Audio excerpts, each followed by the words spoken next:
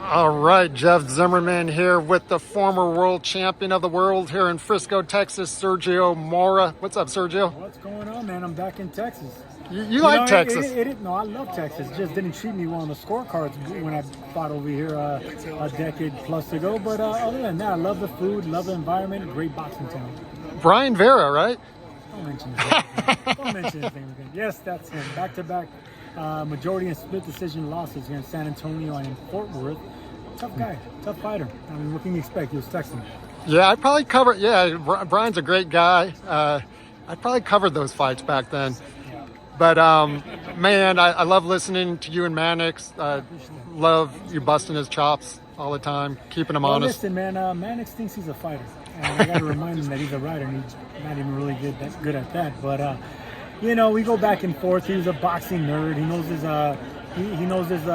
his background. So I gotta keep him in check once in a while when he starts talking nonsense about the actual sweet science. I just gotta put him in his place. So yeah, man, I love going back and forth with him. Even when you're giving Jake Paul props, he still finds a way to bust your chops. Even when you're giving him props, it somehow, I don't know. You know, it took a long time for me to finally give that man his due, because I've been hating on Jake Paul since he turned professional. But this last fight, I'm done talking about him. I mean, he actually fought a former world champion. That's all that's going to go down in history. He beat a former world champion, Julio Cesar Chavez Jr. You're not going to hear about how bad he was towards the end of his career, his losses, his laziness. All you're going to hear is that he's a son of legacy. He was a former middleweight champion, and this YouTube fighter with a dozen fights came and beat this man. That's incredible. I stopped hating him. I'm done hating. Right, and then it started getting into a little conspiracy with you and Mannix, but we don't need to go there. Well, no, not conspiracy theories. It's kind of like, man, it's hard to believe that he beat Chavez Jr. that easy. But, you know, Chavez Jr. is unreliable. I mean, Anderson Silva beat him. I mean, it's incredible what this man, you know, has accomplished as a lazy fighter. I'm talking about Chavez Jr. As a lazy fighter that, you know, was spoon-fed, you know, was a victim or a privilege and nepotism, but he came a long way. And as far as Jake Paul goes, I can't hate on him. He did what he had to do, whether it was a wink or whether it was whatever.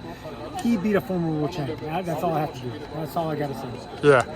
Let's talk about the complete opposite. You're here for one of the most talented guys in the sport, maybe not the biggest name, but Bam Rodriguez has really put his stamp on the small weights. I was talking to Nonito Donaire earlier about, you know, kind of taking the baton here. But thoughts on him and what he's doing?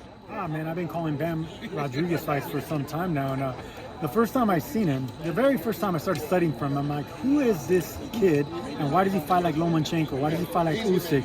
You know, normally, you know, Mexican-American fighters from Texas, California, they have a certain style, and it's not footwork, it's not a southpaw, it's not angles.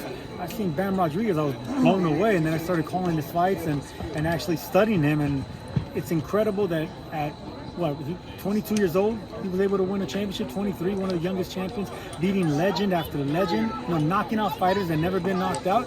That's what makes this young man special. At 25 years old with a Hall of Fame resume, knocking out dudes that he's not even supposed to be knocking out. It's incredible. Yeah, and what about Manny Pacquiao, Sergio, coming back? I know you hint about coming back for those paydays, but Manny coming back, fighting for a world title against Barrios. Yeah, man, I don't like it. I don't like when old greats come back, but you know, Manny Pacquiao's doing it for a reason. You know, legends die hard. You know, legends die hard, and Manny Pacquiao is a living legend, and you know, he's already been knocked out pretty brutally. It amazes me that he wants to come back at this stage of his career. Because I'm pretty sure it's not money, you know. It's just, you know, these guys have ambition and you can't really understand. Sugar Ray Leonard was the same way. Yeah. You know, you can't understand the greatness that goes behind their thoughts, and they always think they have one more fight in them, and they don't. You feel like Barrios is going to put him to sleep? I don't think to sleep, but I think it'll be a one-sided fight. Maybe stop him, but not put him to sleep. Barrios is not really a puncher. I think you know, if anything, the corner stops it or maybe he overwhelms it with flurries and youth and vigor. But I don't think he knocks him out like Marquez or anyone else. So I just think Barr is way too young, fresh. San Antonio should have a big parade for 2 champs come Monday morning. I hope so, man. I mean, it's a great fight town, great city. But Yeah, they love their boxing. I'm looking forward to it myself. Let me ask you one more. I know you want to get out of here, get back in the heat. Canelo Crawford, the granddaddy of them all. Break it down like you know how. Well, listen, initially I said Crawford all day. I'm sorry, I said Canelo all day. Just size matters in this sport. I've been covering Canelo for a long time. Crawford is an incredible talent, but he's too small. That's the thing that I kept thinking. Then I started seeing Crawford bulk up. I started seeing him in person, and you got to realize this guy has a wrestling background. He's stronger than he looks. I mean, he's an incredible fighter from both stances.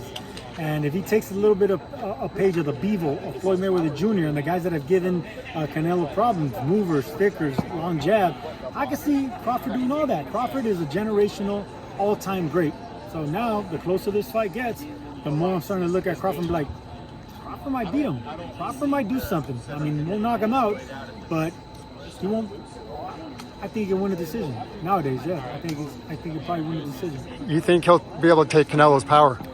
I wasn't really like many people. I wasn't impressed with Canelo's last fight. Cutting off the ring, and Bud's not a mover like that. He's not going to be running around the ring.